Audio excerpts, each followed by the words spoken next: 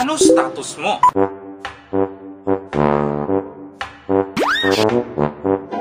Single? In a relationship? Exclusively dating? It's complicated. Taken for granted? O di kaya'y busted? Busted? Uy, tigilan mo muna ang Tetris battle na yan. Nakakaadi. Ubus na rin energy tank mo. Manood muna dito, makinig at matuto. Auto-likers, wag lang like lang ng like. Sundin ang nakapost o watch and share. Watch, manood, share, ibahagi. Kasi required to, required automatic. Sa pilitan lang. Sa mga hindi pa nakakilala, ako pala si Super Kaloy, ang inyong super online friend at ang bagitong video vlogger sa mundo ng vlogging at maghahatid sa inyo ng kulit at kaloy-kuhan. Ngayong bagong taon, wala kayong choice. Depende. Hey, Fato! Certified Infotainment to. It's more fun in the Philippines. Kaboom! At sa headlines ng ating nagbabagang balita, pakikipagrelasyon, online na ngayon, si Super Kaloy para sa detalye. Tama! Kung noon, si Nene ay hindi dapat pa nililigawan o hinaharana, ngayon, si Nene online na. Isang wall post lang, may boyfriend na rin. Pero secret lang natin to ha, huwag niyong ipagsasabi. Congratulations! Si Nene, dalaga na. Tumi-trending pa. Yahoo.com Google. By the way, habang ito'y isang malakihan at komplikadong diskusyon, marami nang nagbabahagi patungkol sa love o love life ngayon. Pero susubukan nating bigyan ng malinaw na pananaw, step by step, part by part, ang pakikipagrelasyon sa abot ng ating powers. Pakakaya sa edisyong ito. Ox lang, samantala, ito'y personal na perception lamang at hindi base sa kung anumang kasulatan. Gets niyo? O let's continue, turn to page 88. Anyway, highway, unang katanungan. Ano nga ba ang pag-ibig o love? Ikaw, alam mo? Can I call a friend? Tangi, check the dictionary. Sorry ha, hindi ko kasi mahanap-hanap sa Miriam eh. Si Webster's na lang. Based on the presently published Third College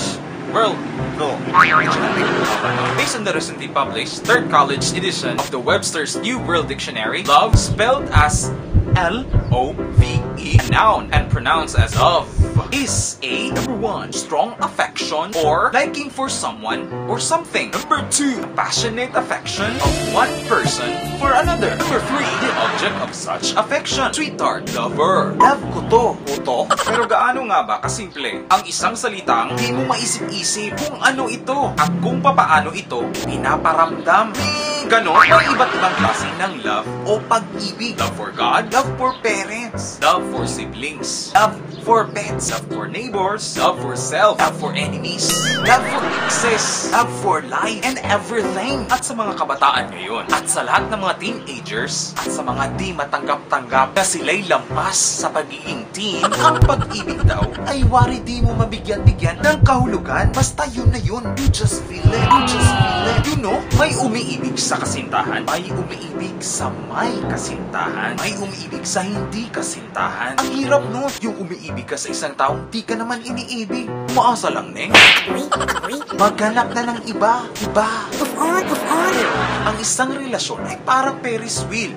Tumataas baba. At first, mahal ka pa. Sweet sa'yo. May patwitams pa. Pariga-regalo. Ang tamis ng relasyon nyo, oh. Pero sa sobrang katamisan, sabi nga nila, nakakaumay na rin. The next day, wala na. Di na nagpaparamdam. May sakit daw. Di mo rin mabisibisita. Anong nangyari? Wala na ng spark ang relasyon nyo. Na para bang bula, pumutok. Para magkaroon ng isang epektibo at makulay na buhay pag-ibig, eto si Love Guru, Super Kaloy. May do's and don'ts tayo sa isang relasyon. Iisa-isahin natin ang ilan para sa mga girls, boys in love. Number 1, take it slow. Pre, huwag masyadong marahas. Hinay-hinay lang. Huwag mo naman gulatin si inay. Yung tipong susungkitin mga bituin para lang makahiling na sana'y maging aking ang puso at damdamin. Sunger lang, may pogi points pa rin ang old times. Kahit medyo corny, kikiligin ang mga girl. At Neng, pagpakipot ka naman paminsan-minsan, kilatisin mo muna si Parikoy. Kung sincere siya sa kanyang nararamdaman sa'yo, o di kaya pinagpupustahan ka lang ng kanyang barkada.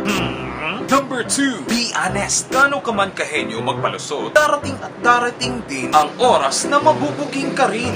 Kapag nasa loob ng isang relasyon, hindi mawawala ang away, selosan, paninigil, at di pagkakaunawaan. Ano daw? Away ba di? Business as usual? Ulit-ulit? Ganon? Magpakatotoo kayo sa isa't isa. Be real! Di na dapat ginagawang excuse ang pagiging immature. Kung nagkamali, humingi ng tawad. Handang magpatawad. Di na dapat inuulit ang isang pagkakamali. May issue ba? Number 3. Too much of something is bad. Is bad. Maraming kaswitan, lampungan, nanasa, kung ano-ano pang kabulastugan. Relasyong mag-boyfriend at girlfriend. Di naman lahat gaano nyo man kamahal ang isa't isa. Put some limits. Una, gusto pa ni Parikoy ang sobra mong caring, Neng. Di mukhang nasasakal na siya. Ayaw na niya. Pero you insist kasi gusto mo. Eh di nag-away na kayo niyan. Give me a break, angin. Di ako makahinga.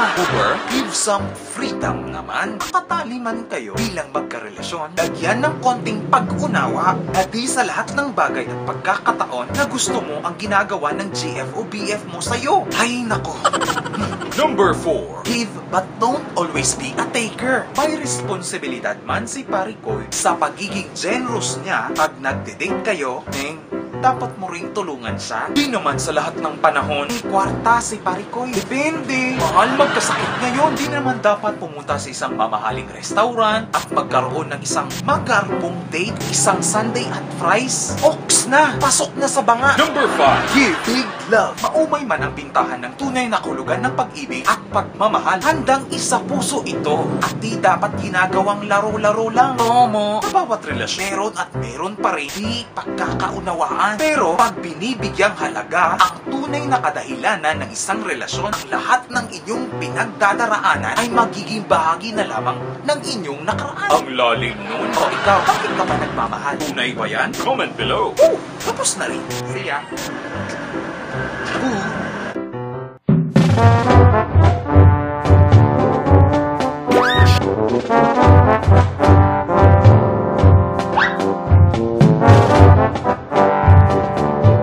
Mga Parikoy at Ineng, share nyo naman ito. Required